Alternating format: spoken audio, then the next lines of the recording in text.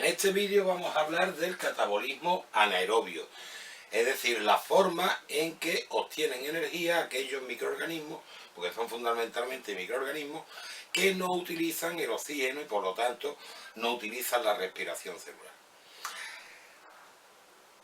El proceso o los procesos básicos que hacen posible el catabolismo anaerobio son los que llamamos las fermentaciones.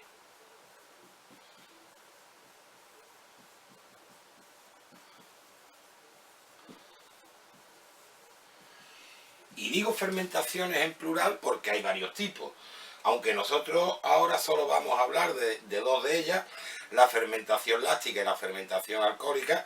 Pues hay bastantes más fermentaciones. Está la fermentación acética, está la fermentación maloláctica, también está la fermentación pútrida, que es la que se produce en la descomposición de los cadáveres, por ejemplo, etcétera, etcétera. Pero las más importantes, las más frecuentes, las que utilizamos más los humanos en nuestro propio beneficio, son esas dos, la láctica y la alcohólica. Bien, las fermentaciones, catabolismo anaerobio. Las fermentaciones son los procesos que permiten que algunos organismos puedan obtener energía sin utilizar el oxígeno. Pero sin embargo, las fermentaciones no producen energía, tampoco consumen energía. Entonces, ¿para qué sirven las fermentaciones? ¿Cuál es el objetivo realmente de las fermentaciones si no producen energía? Pues veréis, si examinamos el catabolismo aerobio, por ejemplo de los glúcidos, veréis que partiendo de glucosa,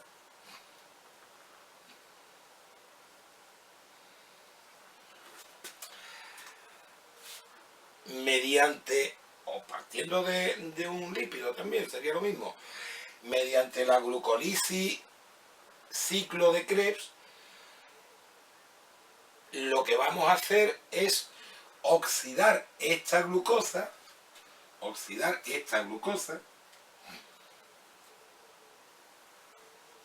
¿hasta qué? Hasta dióxido de carbono y agua. Voy a poner, no es una reacción química, no estoy queriendo escribir una reacción, es simplemente un esquema. La glucosa la oxidamos a dióxido de carbono y agua. Pero claro, oxidar la glucosa es quitarle electrones. Y como os digo siempre, los electrones no van al aire, no van a la nada. Van de un compuesto o de un átomo a otro átomo. Entonces, si la glucosa se oxida hasta dióxido de carbono y agua, algo tendrá que reducirse. ¿Qué es lo que se reduce? Pues se reducen los nucleótidos no nucleicos, el NAD y el FAD. ¿De acuerdo? ¿Qué ocurre? Porque sabéis que gracias a este proceso, aparte de que se produzca un poco de energía,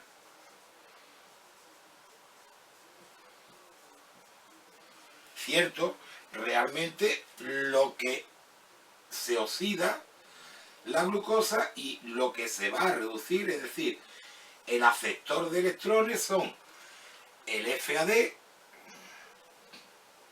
y el NAD+, que se van a reducir hasta FADH2 o NADH, más H+, muchas veces. ¿De acuerdo? Bien. Pero estas moléculas, si vamos reduciéndolas y reduciéndolas y reduciéndolas, llegará un momento en que estarán todas reducidas y no habrá ninguna en forma oxidada. Entonces, hace falta que igual que ahora se han reducido, se vuelvan a oxidar para poderse utilizar otra vez. Oxidarse, tienen que cederle los electrones a alguien. ¿A quién se lo ceden? Pues se lo ceden a la cadena transportadora de electrones. Es decir, el FAD-H2 y el NADH se vuelven a oxidar. Aquí se habían reducido y aquí se vuelven a oxidar porque el complejo 2 o el complejo 1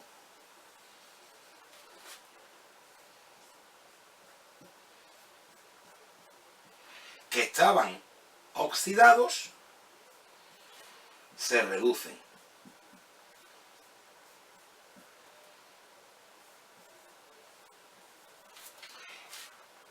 El complejo 1 o el complejo 2 se vuelve a reducir, se vuelve a oxidar, y lo que hace es que le cede esos electrones al complejo 3.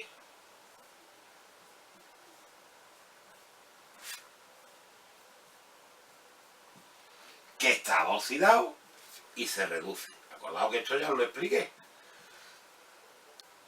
El complejo 3 se oxida otra vez y se lo cede al complejo 4.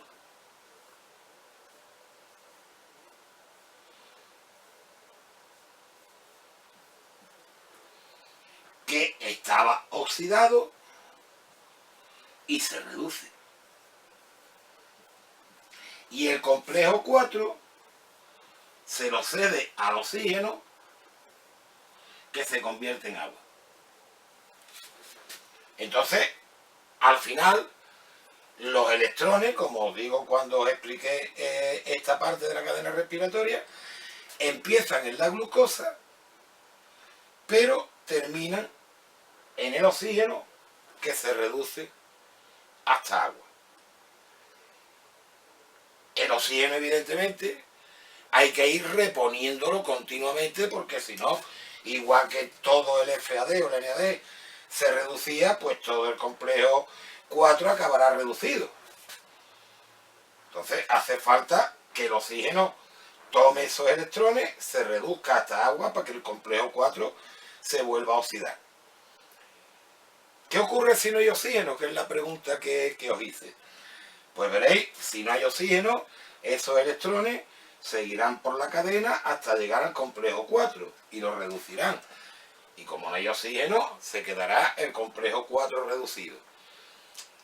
Hombre, no hay un solo complejo 4 en la mitocondria, ni en una célula, evidentemente, habrá miles, millones.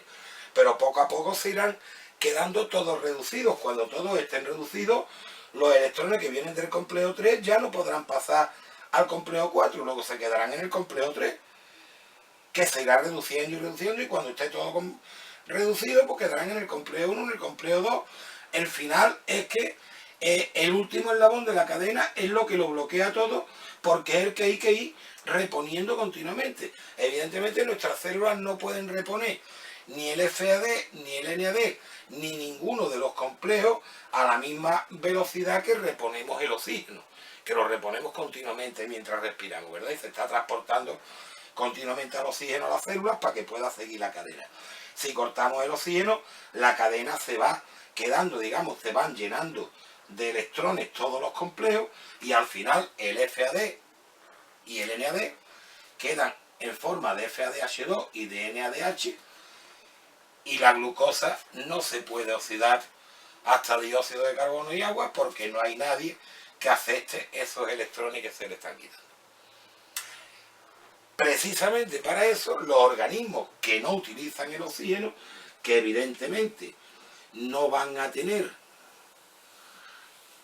cadena transportadora de electrones, allá con el electrón, necesitan de algún proceso que permita que el FADH2 y el NADH se vuelvan a oxidar. Ahí es donde entran en juego las fermentaciones. Son procesos que utilizan el FADH2 o el NADH para ocurrir, no producen energía, pero regeneran el FAD y el NAD+ oxidados para que los demás procesos que sí producen energía los puedan oxidar y se pueda obtener un poco de energía en la célula. Bien, pues vamos entonces a las fermentaciones, las dos fermentaciones que vamos a ver, que son la láctica y la alcohólica, y veréis qué fácil. Vamos a ver. Partiendo de una molécula de glucosa,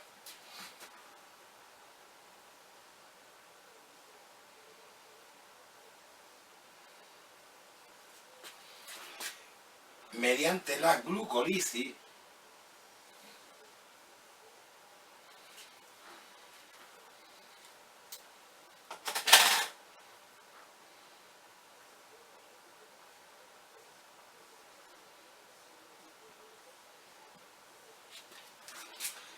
esta glucosa se nos va a convertir en piruvato.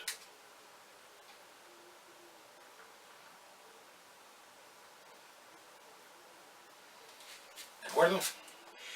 Y nos va a formar, digamos, neto, se nos van a formar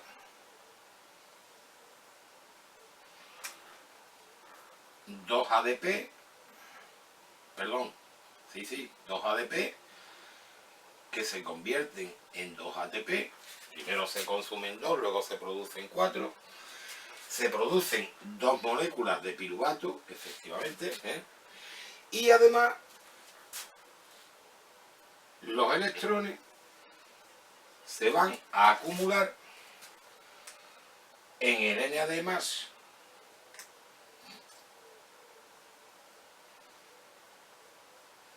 que se va a convertir en NADH, más H+.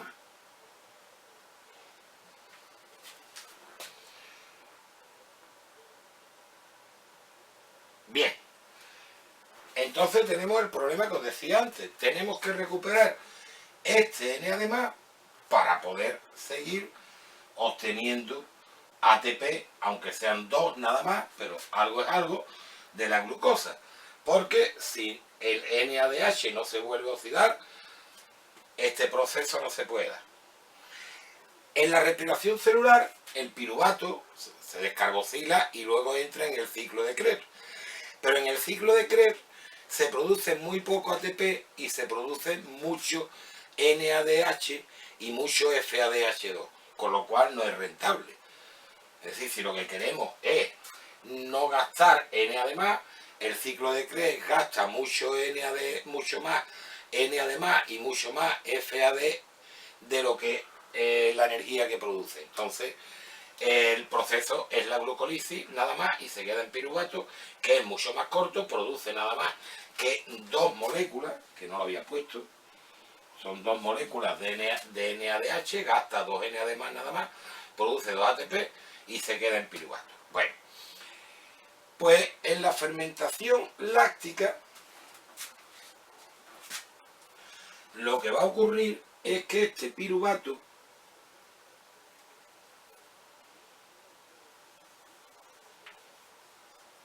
se va a convertir en lactato.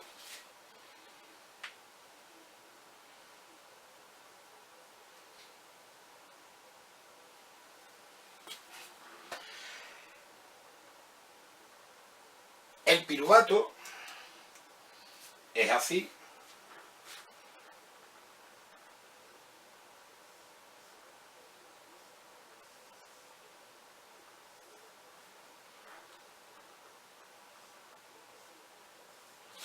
Y se va a convertir en lactato, que es así.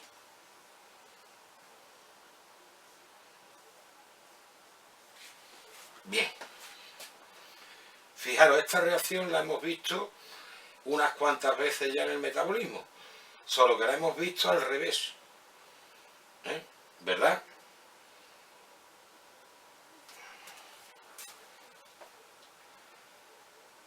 Este hidrógeno se pierde. Este hidrógeno de este carbono también se pierde y se forma un doble enlace aquí. Esto es una deshidrogenación, pero es una deshidrogenación para acá. Hacia allá es una hidrogenación, porque se rompe el doble enlace. No es una hidrólisis, cuidado, ni una hidratación, porque eso sería con agua y se añadiría a una parte el hidrógeno y a la otra el OH, ¿no? Aquí no. Aquí se añade hidrógeno a los dos sitios. Un hidrógeno se une al oxígeno, otro hidrógeno se une a este carbono y se rompe el enlace. Por lo tanto, lo va a llevar a cabo la misma enzima que lo haría en sentido contrario. En sentido contrario sería una deshidrogenasa. ¿Qué es deshidrogenasa? La lactato deshidrogenasa. Pues esa es la enzima que funciona. Las enzimas, la mayoría, son reversibles.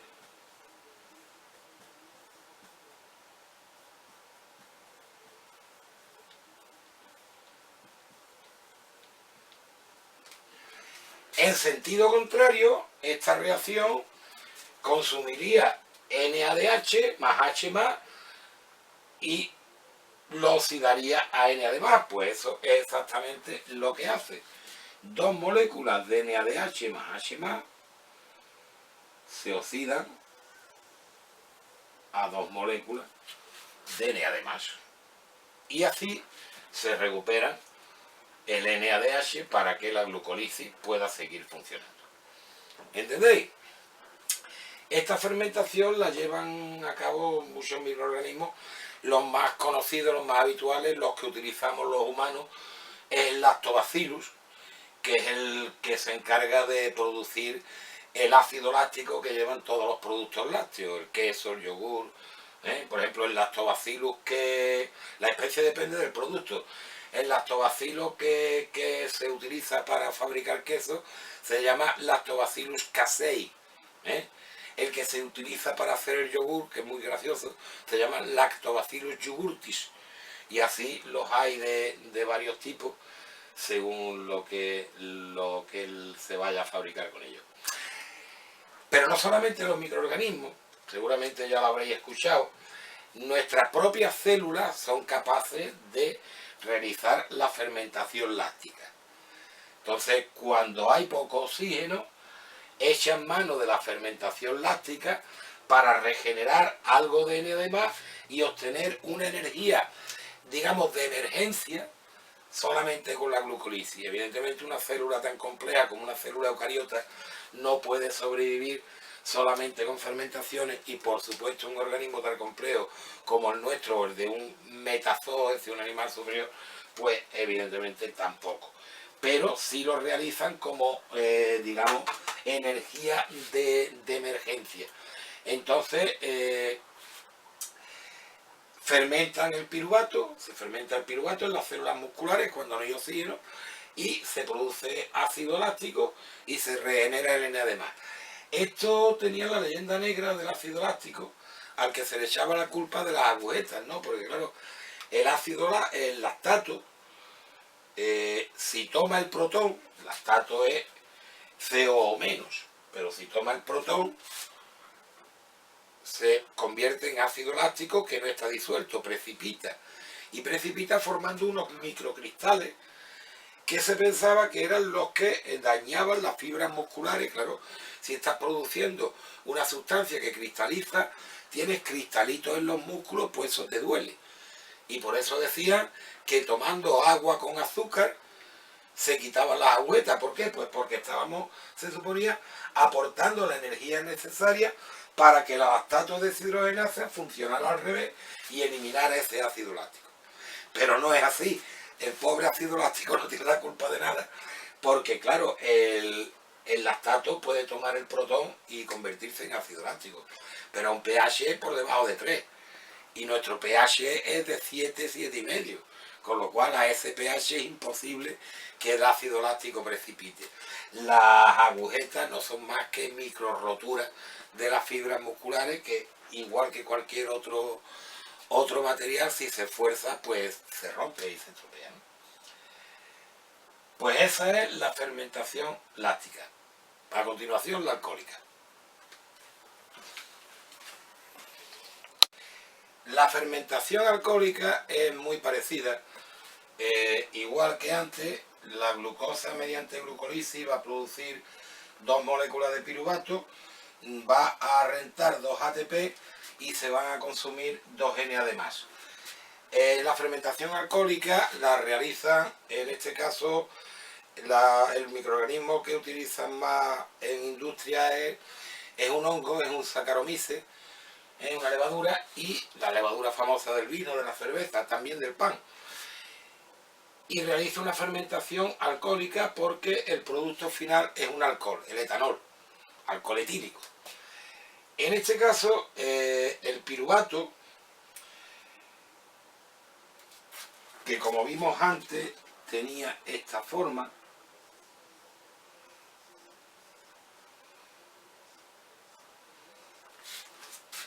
lo primero que va a sufrir es una descarboxilación, es decir, va a perder este carbono.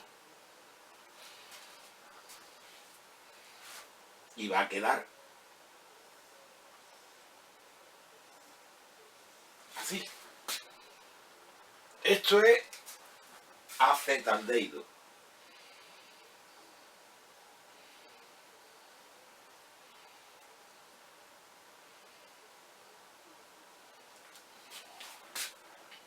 Es decir, el piruvato se va a convertir en acetaldehído desprendiendo un carbono que COO es CO2. Fijaros bien. La fermentación alcohólica produce dióxido de carbono. Esa es la causa de que algunos vinos como el champán o el cava, otros espumosos, pues tengan gas. Es dióxido de carbono. En muchas bodegas se llevaba antiguamente una vela encendida a la altura de la cintura y cuando la vela se apagaba quería decir que había tanto dióxido de carbono que ya llegaba hasta aquí, con lo cual había que salir pitando de la bodega y airear aquello, ¿no? Porque el dióxido de carbono es tóxico. Bueno, este proceso lo realiza, esto es una descarboxilación, luego la enzima que lo realiza es una piruvato descarboxilasa.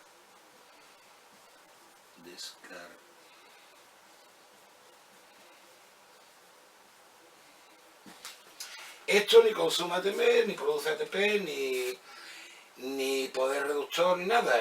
Las oxidaciones y las reducciones son internas a la propia molécula. Si os fijáis, esto se reduce para que esto se oxide. ¿De acuerdo? Sencillamente. El acetaldehído posteriormente se va a convertir en etanol.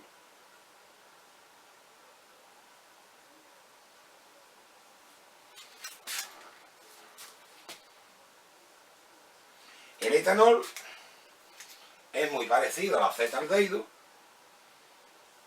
solo que aquí lo que tiene es OH, etanol. Etano, un carbono, dos carbonos con un OH. Ya está. Etanol. Este paso es igual que el que vimos antes entre el piruvato y el lactato. Un doble enlace al oxígeno se rompe y se forma un grupo H y el otro hidrógeno. Y el carbono también necesita hidrógeno, así una hidrogenación. En sentido contrario, una deshidrogenación, es decir, una deshidrogenasa. Lo que ocurre es que esta deshidrogenasa es muy genérica y funciona con cualquier molécula alcohólica, por lo tanto es la alcohol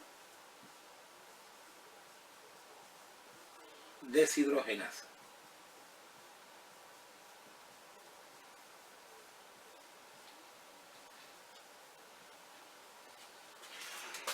Y en este proceso es donde dos moléculas de NADH y dos protones se oxidan.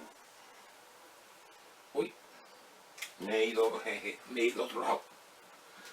Vamos a ver, aquí. Se oxidan hasta NAD+. Y se recupera el NAD+, para que la glucólisis pueda seguir funcionando. ¿Entendido? Es decir, objetivo de las fermentaciones, regenerar moléculas oxidadas que puedan aceptar los electrones de la glucólisis y reducirse. Cuando se han reducido hay que volver a regenerarlas y la fermentación solo sirve para regenerar esas moléculas en forma oxidada. Curiosamente, para los microorganismos que realizan estas fermentaciones, tanto el lactato como el etanol son productos de desecho, son subproductos de desecho y se excretan. Simplemente, no los utilizan para nada.